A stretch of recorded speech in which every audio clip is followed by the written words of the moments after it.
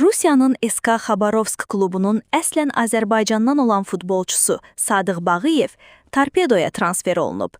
Sportinfo.az xəbər verir ki, Affanın da maraq dairəsində olan 21 yaşlı yarım müdafiəçi Moskva təmsilçisi ilə 3,5 illik müqavilə imzalayıb.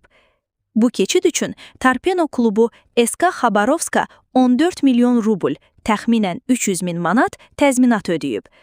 Bağıyev 2024-cü ilin sentyabr ayında Kuban Holdingdən SK Xabarovska keçmişdi və bundan əvvəl Yekaterinodar və Spartak, Tambov komandalarında da çıxış etmişdi. Sadıq Bağıyevin Torpedoya transferi həm Rusiyada, həm də Azərbaycanda böyük maraq doğurub. Mütəxəssislər hesab edirlər ki, gənc yarım müdafiəçinin komandadakı çıxışı onun karyerasının yüksəliş mərhələsi ola bilər.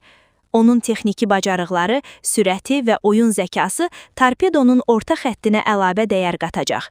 Futbol həvəskarları hazırda Bağıyevin Torpedodakı çıxışını maraqla izləyir. Affa isə onun milli komandaya dəvət olunub olunmayacağını diqqətlə izləyir. Bu transfer həm də Rusiyada gənc Azərbaycan futbolçularının beynəlxalq səviyyədə diqqət mərkəzinə düşməsinin nümunəsidir. Sizcə Sadıq Bağıyev Torpedoda uğur qazana biləcəkmi və milli komandaya dəvət alacaqmı? Futbol dünyasından ən son xəbərlər üçün kanalımıza abunə olun və zəng işarəsini vurun.